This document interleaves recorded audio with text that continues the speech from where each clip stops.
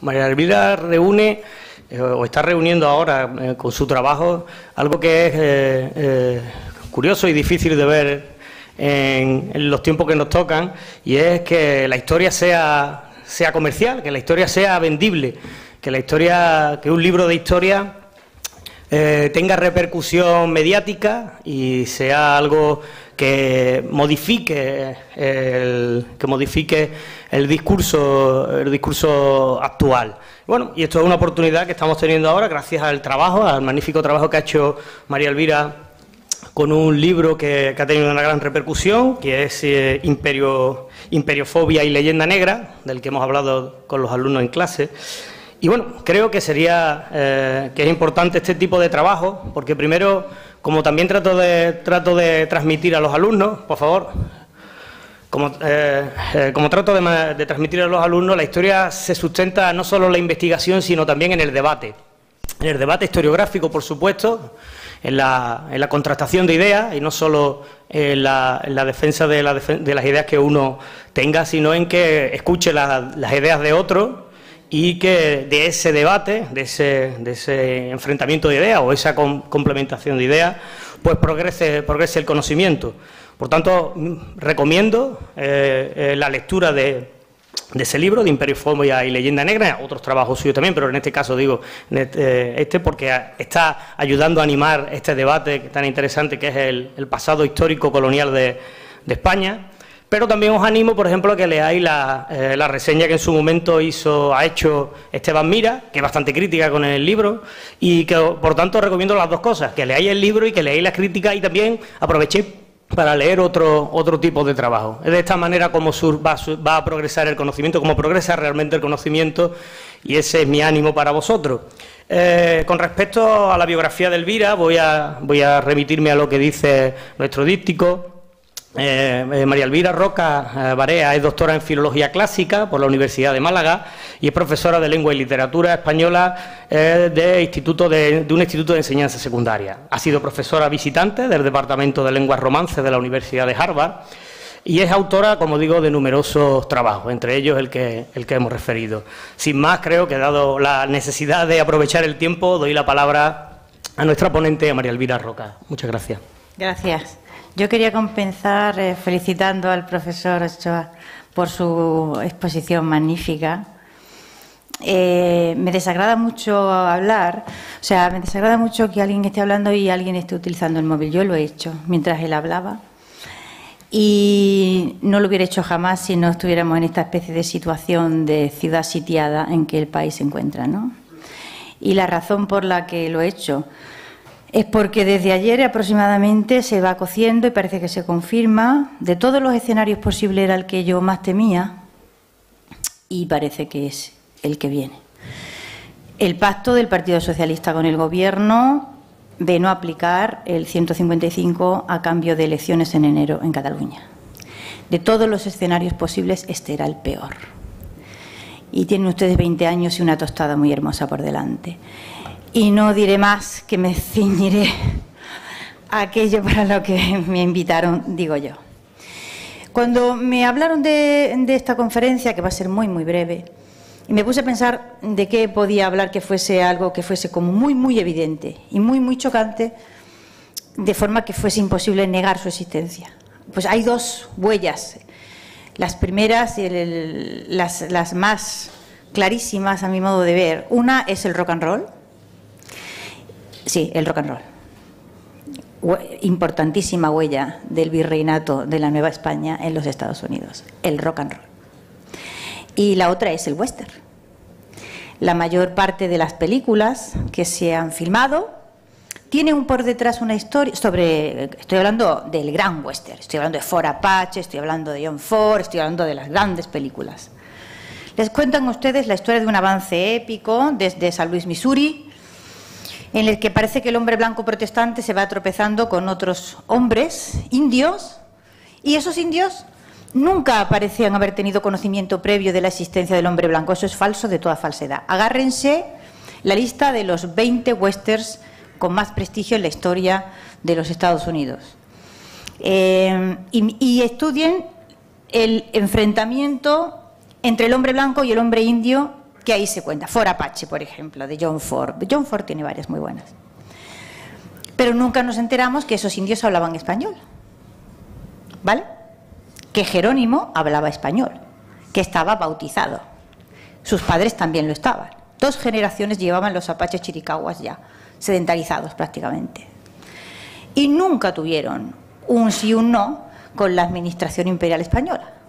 Parece que los chiricahuas se sedentarizan de una manera relativamente suave y hasta el año 48, en que tiene lugar el primer levantamiento con el virreinato ya independizado contra el gobernador. Los apaches se habían sentido razonablemente bien y cómodos en el amparo de las leyes de Indias con los que gobernaban su existencia, ¿no? O sea que la mayor parte del western oculta una realidad, y es que los indios que luchan contra el hombre blanco protestante habían tenido una relación previa, razonablemente fluida, con el blanco católico previo que hablaba español. Eso no se lo cuenta el western, pero se lo cuento yo. Y tiene una reconstrucción muy interesante si ustedes se cogen las películas y se vuelven a recontar la historia que no les han contado, ¿vale? Porque Jerónimo ya no es Jerónimo si Jerónimo de pronto habla español y es católico y es antigua. Ya es otro Jerónimo completamente diferente. El otro hecho de puro perogrullo que salta a la vista es que los indios van siempre montados a caballo, ¿no? Uno se imagina un indio y ¿qué es lo que ve? Pues un tío con plumas en un caballo, ¿no? Bueno, pues el con plumas con un caballo no se ha montado en el caballo porque el caballo cayó del cielo, sino porque llevaba un largo tiempo de trato constante con gentes que encima de un caballo se pasaron la vida y que cuando cruzaron el charco no concibieron otra forma más que llevarse caballos para allá. Oñate, por ejemplo, con sus caballos hacia el norte y sus cuarentenas de caballos y de burros y de ovejas merinas, llevando ganado, llevando transporte e introduciendo el caballo. El caballo que luego se va a encontrar el blanco protestante. Pero a los indios los habían subido a los caballos antes los españoles. Y esto tampoco se lo van a contar a ustedes, pero conviene que se fijen en ello, porque la mayor parte de esta historia perversa, que es la leyenda negra en realidad, no es más que un puro negar la evidencia de cosas que uno solo tiene que fijarse en ellas para poderlas ver. Solo mirar y dejarse anegar por la realidad, y lo demás viene solo. O sea que es como una especie de deconstrucción de perogrullo lo que yo he hecho en ese libro, sin mérito ninguno. Simplemente he dejado de escuchar las palabras que me han contado libros que escribieron gentes muy prestigiosas y me senté a simplemente mirar la realidad que delante de mis ojos estaba, y se presentó una cosa completamente nueva, como que los indios iban a caballo y hablaban español.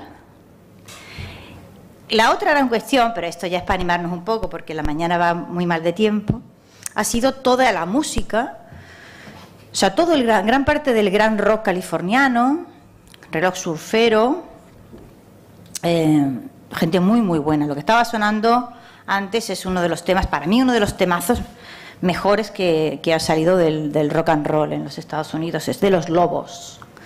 Los Lobos, que son un grupo de frontera donde haya grupos de frontera. O sea, está muy bonito que uno de los mejores grupos de rock, probablemente el mejor grupo de rock de los Estados Unidos, se llame Los Lobos. Tiene canciones en inglés y en español. La que sonaba es un temazo que, si no conocéis, con 20 años verdaderamente estáis muy out. Hay que conocer a Los Lobos absolutamente. Para poner, hay que actualizarse, ¿vale? Poniéndose al día con esta gente. Y no la voy a poner, pero en la misma onda, neoyorquino de nacimiento, Mick DeVille, pero californiano de adopción, se ha muerto hace un par de años. El milagro es que no se hubiera muerto antes, porque lleva dándose una vuelta por el lado salvaje de la vida desde que tenía 20 años. Bueno, esa vuelta por el lado salvaje de la vida con 20 años está bien, pero hay que ir y volver, ¿vale? Y Mick DeVille es una compañía fantástica para darse esa vueltecilla por el lado salvaje de la vida. No voy a poner una canción que tengo aquí que se llama The Spanish Stroll, que es fantástica, del 77. No la voy a poner. La que voy a poner es otra que es, porque está fácil de encontrar. Pero la que voy a poner ahora, de un grupo californiano, es del 64, rock surfero espléndido, y se llama la canción El Camino Real. Y es la historia de un chico que se va desde Monterrey, no Monterrey de México, sino Monterrey de California, se va a Los Ángeles a abrirse camino en el grupo de las bandas de rock que en aquel momento hay en la gran capital. Y la vida lo maltrata enormemente, no consigue abrirse camino, no consigue trabajo, no lo llaman para tocar y al final toda su nostalgia se ciñe en yo lo que quiero es coger el camino real que me lleva a Monterrey. Básicamente esa es la historia que cuenta. Lo voy a poner solo durante 30 y tantos segundos. Es magnífico el tema. Sí, a ti no.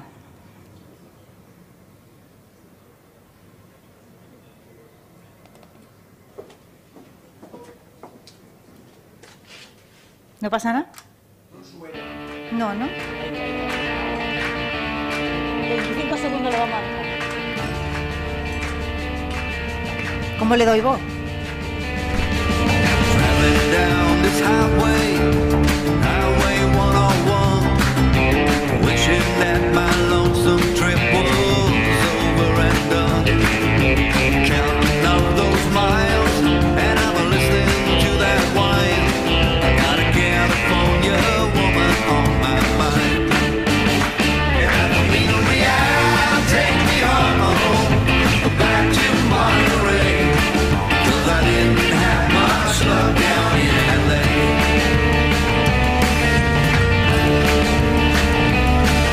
I sang my songs in Monterey and I built up quite a name. Then I went down to LA for fortune and fame. No one cared about me there, so now I'm coming home, traveling north on Highway 101. And mean real, take me home, back to Monterey, 'cause I didn't have much luck down in LA. And mean real, take me home, back to Monterey, because I didn't have much luck down in LA. Bueno, ya. Es más larga, pero yo creo que como muestra es un grupo magnífico. Os aconsejo que lo busquéis también. O sea que la huella es profundísima y larguísima y se proyecta en sombras en los ámbitos más inesperados, ¿no?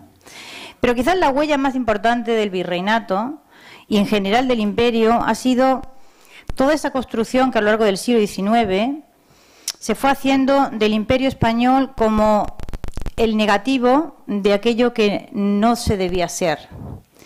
Es decir, el papel que ha jugado ese imperio y ese virreinato en la construcción de la identidad nacional en los Estados Unidos es importantísimo y está bastante bien estudiado. Bueno, abrió claramente el frente Powell en el 76 diciendo que no se podía que el imaginario norteamericano no podía seguir construyéndose a sí mismo, colocando siempre en el lado de lo negativo el mundo de habla española. Pero esto ha sido importantísimo, insisto, a lo largo de todo el siglo XIX y toda la gran historiografía norteamericana, con Longfellow y también Preston, etcétera, y Tignor. El imperio español es aquello que no se debe ser. Es decir, la superioridad moral de ese blanco protestante está construida sobre la conciencia de la inferioridad moral del blanco católico que le precedió en el territorio. Y esto es algo que cualquiera que se ponga a estudiar o que se ponga a leer lo puede ver. Yo había notado aquí una frase asesina de John Draper en 1850 de la Universidad de Nueva York. La frase es terrible. No es de hace mucho, 1850, no es de hace mucho. Dice, si ese justo castigo, estamos hablando de la desmembración del Imperio Español, si ese justo castigo no hubiera caído sobre España, los hombres hubieran dicho, no hay justicia, no hay Dios. Esta es la herencia que ustedes tienen, les guste o no.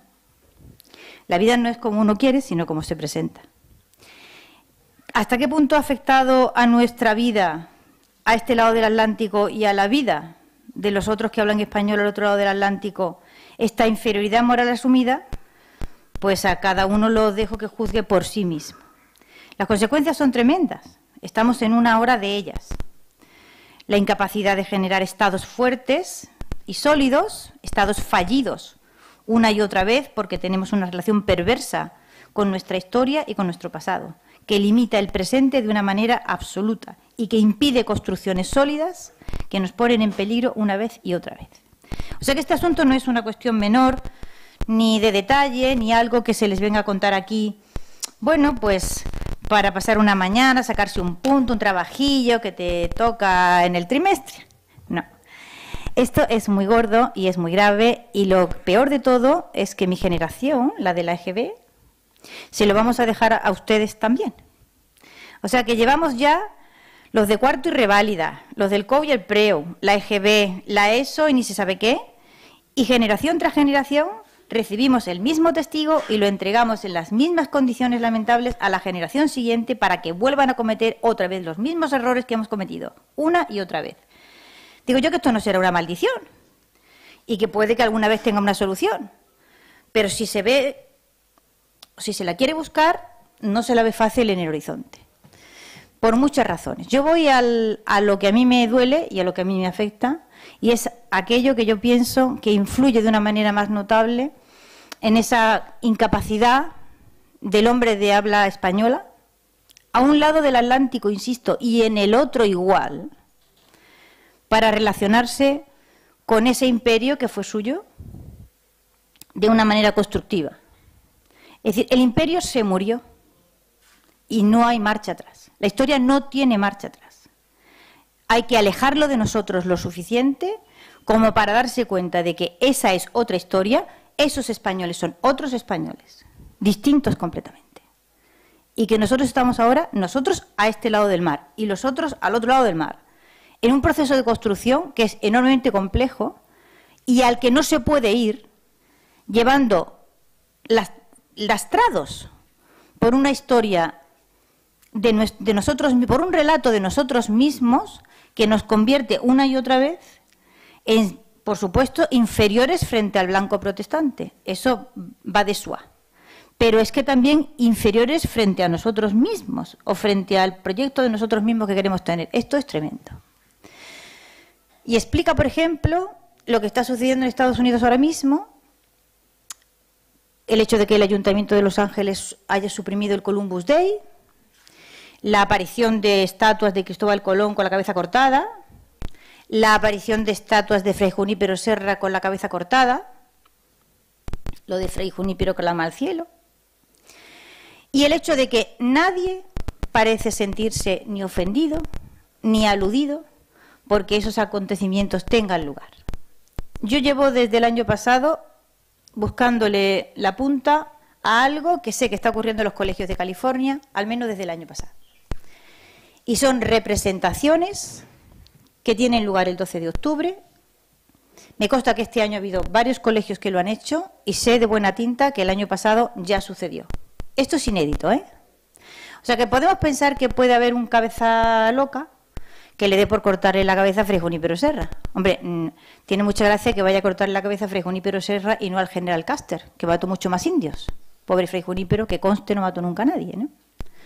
Pero no, a Custer no se le corta la cabeza, se le corta la cabeza a Fray Junípero. Bien.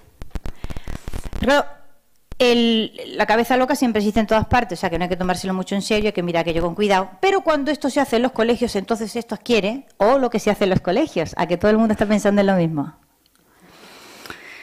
Cuando se hace en los colegios, esto adquiere un matiz nuevo y peculiar. Lo que se está representando ahora mismo en varios colegios de California, el día 12 de octubre, es una especie de obrilla en la que unos alumnos, en primaria, se disfrazan de indios y otros alumnos se disfrazan nuevamente de monjes franciscanos, que era la mayoría de la tropa que había, ¿no? Y entonces los franciscanos azotan a los indios, los obligan a trabajar, ¿vale? Y los maltratan muchísimo. Y esa es la celebración del 12 de octubre. Y esto, claro, gratis nunca hay nada. O sea que cada vez que se escribe una puntada nueva en la historia de la leyenda negra hay que pensar por qué se escribe y cuál es la razón que la justifica. Gratis jamás. La puntada siempre existe y siempre es puntada con dinero, casi siempre. La que se va a escribir ahora, en los próximos años en los Estados Unidos, tiene que ver con el hecho de que el blanco protestante no va a asumir el hecho de que la población nativa de los Estados Unidos desapareció prácticamente. Ahora se ha puesto de moda el indigenismo en distintas... La cosa va a más, en los departamentos de historia, etcétera, etcétera, de un lado a todo el país. Y claro, como es que es como muy evidente que apenas quedan Native Americans, pues alguien va a tener la culpa de que no queden. Y la culpa, les puedo asegurar que no va a ser ni Custer, ni va a tener tampoco el coronel Fremont, ni va a ser de ninguna de las expediciones de castigo, ni de las reducciones, ni de las condiciones penosísimas a que se vieron sometidos los modos de vida de los indios. Por ejemplo, Jerónimo, ¿vale? El gran levantamiento de Jerónimo y de los chiricahuas se debió simplemente... El primero fue, ya le dije, el año 48 contra el gobernador del territorio, el gobernador ya mexicano, ¿no? Cuando las leyes de Indias con las que se habían gobernado dejaron de ampararles. Pero el gran levantamiento fue después, cuando tras el Tratado de Guadalupe Hidalgo, México pierde la mitad del territorio, 52%, y los chiricahuas quedan en el territorio norteamericano. Y al minuto 1 de haber absorbido ese territorio que había sido mexicano, los chiricahuas pierden su territorio. Y se les comunica que tienen que irse a vivir a otro sitio, porque aquello ya no va a ser su tierra nunca más. Y entonces cuando se produce el gran levantamiento de las guerras apaches, que se llama, ¿no?, que acabó con la práctica extinción de todas las tribus. Jerónimo terminó su vida en una carreta, al lado de un chimpancé, enseñado por las ferias, como el gran monstruo a quien el blanco protestante ha conseguido reducir a su verdadera condición. Y esto es lo último que cuento. La razón por la que esto está comenzando ahora en Estados Unidos, una nueva página de reescritura de ese mito que tiene un propósito muy claro. Y ese propósito es que alguien va a tener la culpa de la desaparición de los nativos en el territorio de los Estados Unidos de América, y ese alguien no va a ser blanco protestante. Eso se lo puedo asegurar. O sea, vamos a cargar con más muertos de los que ya teníamos. Nos da igual, porque habíamos cargado ya con tanto muerto a lo largo de la historia, que total, terminar cargando con la muerte de los navajos y los cheyennes, y etcétera, etcétera, etcétera, por más que no se vio un español nunca muy implicado en la desaparición de esto, pero en fin, teniendo al malo fabricado, cuesta muy poco trabajo colgarle una barbaridad más. Y esto es el proceso que está ahora en marcha, lo vamos a ver desarrollándose. O sea, ustedes van a ir viendo cómo van a ir desapareciendo los Columbus Day y van a ir cayendo las cabezas de los Cristóbal Colón. Y lo doloroso de esto, lo penoso de esto, es que los hispanos que viven en territorio de los Estados Unidos no se dan por aludidos y no son capaces de entender hasta qué punto eso es un ataque a su mundo y a su cultura, y no se defienden como hemos hecho nosotros tradicionalmente. El no defenderse es una opción, ¿de acuerdo?, que hay que respetar. Ahora, si uno no se defiende, después no debe quejarse absolutamente por nada de lo que le pase. Lo digo a los de los 20 años que me estáis mirando, ¿vale? Es lícito no defenderse, pero no es lícito quejarse después. Y como estamos en el día que estamos y viene lo que viene para adelante las próximas semanas y meses, pues invito a la reflexión, especialmente a la gente más joven. Y con esto terminamos. Vamos a dejar la musiquilla sonando, la de Mick DeVille, que me gusta mucho.